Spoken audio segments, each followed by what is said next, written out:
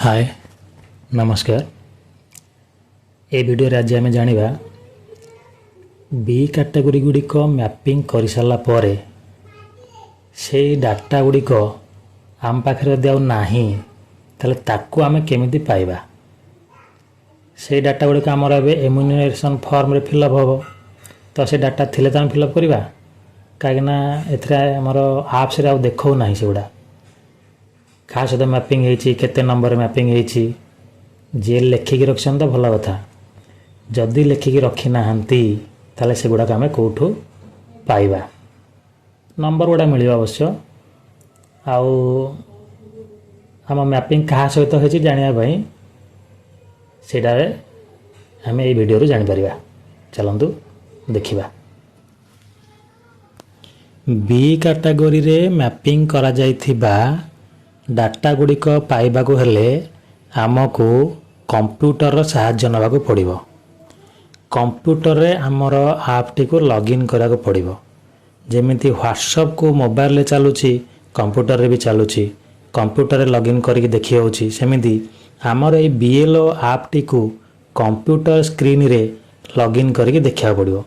केमिति लॉगिन करिबा सेटा चलनु देखिबा। प्रथमे आमे बीएलओ आप खोलिबा ताकू तल को स्क्रोल करिबा। तल को स्क्रोल कला परे गोटे जगह आसीबो लिखा हिथिबो लॉगिन ऑन एसीआई नेटवेब। ए जगह क्लिक करिबा। एठी क्लिक कला परे एमतिया गोटे खोलिबो। ए तल को देखन लिखा आछि स्कैन क्यूआर कोड से ठीक क्लिक करिबा। ता सहित सेही समय रे आमे डेस्कटॉप रे बा कंप्यूटर रे जे कौन से गोटे ब्राउजर खोलिबा। मु क्रोम खोलिछि।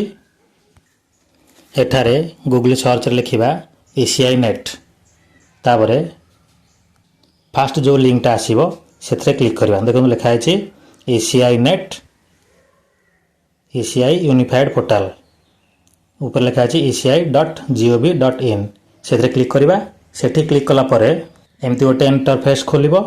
ये देखो लिखा है ऑफिशियल लॉगिन और ता साइड रे राइट कॉर्नर लिखा है login using QR for BLO only माने एटा केवल बीएलओ माने करि परिबे।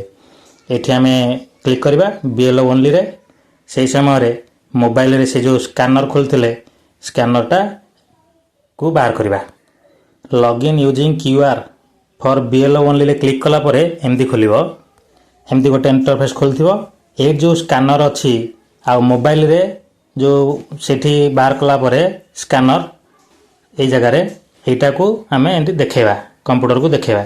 देखेले मोबाइल रे एटा स्कैन हे जिवो। स्कैन हे कि एमती ओके बेल लिखा आसीबो। मोबाइल रे ओके लिखा आसी साला परे सेठी ओके करदा मोबाइल रे। तापर कंप्यूटर स्क्रीन को देखिले एमती आपनकर गोटे खोलुथिबो। देखंतु एटी ऊपर बीएलओ निज नाम लिखा थिबो। एटी तळ को एटी स्टेट ओडिसा लिखा थिबो। ता पाखकू डिस्ट्रिक्ट लिखा थिबो। ता पाखकू एससी लिखा थिबो। ता पाखकू पार्ट नंबर भी लिखा थिबो। ता तळ को देखंतु लिखा आइछि ए जगह रे सिलेक्ट मैपिंग कैटेगरी। ए देखंतु राइट साइड रे गोटे ब्लू कलर लिखा आइछि view pre SIR mapping with anomalies. एठी हमें क्लिक करबा। एठी क्लिक कला परे आ गोटे इंटरफेस खोलिबो। एई भले गोटे इंटरफेस खोलिबो। ए देखंतु मझरे लिखा अछि anomaly category A select mapping category. एठी क्लिक करे तीनटा बाहरुछि सेल्फ बाहरुछि प्रोगेनी बाहरुछि एनोमली भी बाहरुछि। एठी हमें एनोमली रे क्लिक करबा। एनोमली क्लिक कर साला परे साइड रे देखंतु अछि सबमिट। ए सबमिट रे क्लिक करबा। सबमिट के साल क्लिक कला परे एमतिया गोटे खोलिबो। एमति जले खोलिबो देखंतु एठी लिखा आछि लेफ्ट साइड रे सीरियल नंबर तापर करेंट रे माने एबे जहा चाली सेटा लिखा आछि। ता पाखरे देखंतु आ गोटे कलर रे लास्ट एसआईआर लिंकेज लिखा आछि। एठी हमें जानि परिया सब जिंस देखंतु लास्ट एसआईआर लिंकेज रे स्टेट पाथन लिखा आछि तार SC number part serial number electors name view anomaly. ए जो व्यू एनोमली लिखा आछि एठी हमें ता तळकु टिके आखि चिन्ह अछि। देखो ए बळे आखि चिन्ह ए बळे जो आखि चिन्ह अछि ए आखि ऊपर यदि क्लिक करिबा जो लोकर नाम से बाँ पटे देखौथिबो ଡାହାଣ ପଟେ ସିଧାରେ ସେଇ ଆଖି ଚିହ୍ନରେ କ୍ଲିକ୍ କଲେ ସେଇଟା କେଉଁ ଆନୋମାଲିରେ ଯାଉଛି, କେଉଁ କାରଣ ଯୋଗୁଁ ସେ ଆନୋମାଲି ହେଇଛି ସେଇଟାକୁ ଆମେ ଜାଣିପାରିବା। ଏହାଦ୍ୱାରା ଆମେ ଆନୋମାଲି ସବୁତକ ଜାଣିପାରିଲେ, କିଏ କିଏ ଆନୋମାଲି ଅଛି ସେତକ ଜାଣିପାରିଲେ, ଆଉ କେଉଁ କାରଣ ଯୋଗୁଁ ଆନୋମାଲି ଅଛି ସେତକ ବି ଜାଣିପାରିଲେ। ସେ ଆନୋମାଲିର କାରଣ ତକ ଲେଖିକି ରଖିବା। ଲେଖିକି ରଖିଲି ସେଇ ଅନୁସାରେ ଆମର 5ଟା କାଟେଗୋରୀ ଅଛି, LA, LB, LC, LD, LE। ଏମାନେ କେଉଁ କାଟେଗୋରୀରେ ଯାଉଛନ୍ତି ଦେଖିକିରି ସେଇ ଅନୁସାରେ ତାଙ୍କର ପଞ୍ଚନାମା ଫିଲ୍ଅପ୍ ହେବ କି ଡକୁମେଣ୍ଟ ଦେବ କି କ'ଣ ଦେବ, ସେଇ ଅନୁସାରେ ଆମେ ତାକୁ ଦେବା। ଆନୋମାଲି ସେଲ୍ଫ ପ୍ରୋଗେନି, ଆନୋମାଲି ପ୍ରୋଗେନି ସେଲ୍ଫ। ସେଲ୍ଫରେ ଯଦି କ୍ଲିକ୍ କରିବା ତାହେଲେ ସେଲ୍ଫରେ ମ୍ୟାପିଂ ହେଇଥିବା ସବୁତକ ଜିନିଷ ଦେଖେଇବ।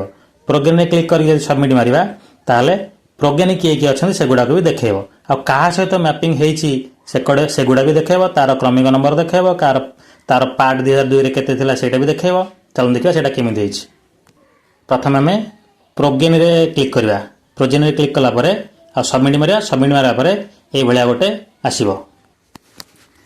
ଦେଖନ୍ତୁ ଫାଷ୍ଟ ଲେଫ୍ଟ ସାଇଡ଼୍ରେ ସିରିଏଲ୍ ନମ୍ବର ଅଛି, ତାପରେ ଲେଖା ଅଛି କରେଣ୍ଟ। କରେଣ୍ଟ ମାନେ 2025ର ଲିଷ୍ଟର ସବୁ ଦେଇଛି, ଏପିକ୍ ନମ୍ବର, ତାର electron name, part serial number କେତେ, ମ୍ୟାପିଂ କାଟାଗୋରୀ ପ୍ରୋଜେନ୍ ଲେଖା ହେଇଥିବ, ରିଲେଟିଭ୍ ନେମ୍ ଯାହା ଅଛି ସେଇଟା ଲେଖା ହେଇଥିବ, ରିଲେସନ୍ ଟାଇପ୍ ବି ଲେଖା ହେଇଥିବ। ତାପରେ ଆଉ ଗୋଟେ କଲର୍ ଚେଞ୍ଜ ହେଇଯାଇଛି, ଚେଞ୍ଜ ହେଇକି ଦେଖନ୍ତୁ ଲେଖା ହେଇଛି ଲାଷ୍ଟ ଏସ୍ଆଇଆର୍ ଲିଙ୍କେଜ୍। ତାମାନେ ଏଇଟାକୁ ଏଇ ଯେଉଁ ପ୍ରୋଜେନ୍ ଆମେ କାହା ସହିତ ମ୍ୟାପିଂ କରିଛେ ସେଇଗୁଡ଼ା ଏଇଠି ଦେଖାଉଛି। ଫାଷ୍ଟ ଷ୍ଟେଟ୍ ଥିବ, ତାପରେ ଏସି ନମ୍ବର ଥିବ, ମାନେ 2002ର ଏସି ନମ୍ବର ଏଇଟା ଥିବ, ପାର୍ଟ ନମ୍ବରଟା ବି ସେଇ 2002ର ଥିବ, ପାର୍ଟ ସିରିଏଲ୍ ନମ୍ବର ବି ସେଇ 2002ର ଥିବ। ଏଇଟା ସବୁ ଏଠି ଯେଉଁ ଲାଷ୍ଟ ଏସ୍ଆଇଆର୍ ଲିଙ୍କେଜ୍ ଲେଖା ହେଇଛି ଏଠି 2002ରେ କାହା ସହିତ ମ୍ୟାପିଂ କରାହେଇଛି ସେଇଟା ଦେଖେଇବ। ଆମମାନେ ଯଦି ଲେଖିକି ଏଗୁଡ଼ା ରଖିଥିବା ତ ଭଲ କଥା, ଯେଉଁମାନେ ଲେଖିକି ରଖିନାହାନ୍ତି ଏଇଠୁ ସେମାନେ ପାଇଯାଇପାରିବେ। ପାର୍ଟ ନମ୍ବର, ସିରିଏଲ୍ ନମ୍ବର ଆଉ ଏସି ନମ୍ବର କାହା ସହିତ ଲିଙ୍କେଜ୍ କରିଛନ୍ତି, ଯେଉଁ ପ୍ରୋଜେନ୍ ଗୁଡ଼ାକ ଲିଙ୍କେଜ୍ ହେଇଛି କାହା ସହିତ ଲିଙ୍କେଜ୍ ହେଇଛି, ତାର ବାପା ସହିତ ହେଇଛି ନା ମା ସହିତ ହେଇଛି, କେଉଁ ସିରିଏଲ୍ ନମ୍ବର ଲିଙ୍କେଜ୍ ହେଇଛି, ଏଇଥିରୁ ଆମେ ଜାଣିପାରିବା। ଥ୍ୟାଙ୍କ ୟୁ, ଧନ୍ୟବାଦ।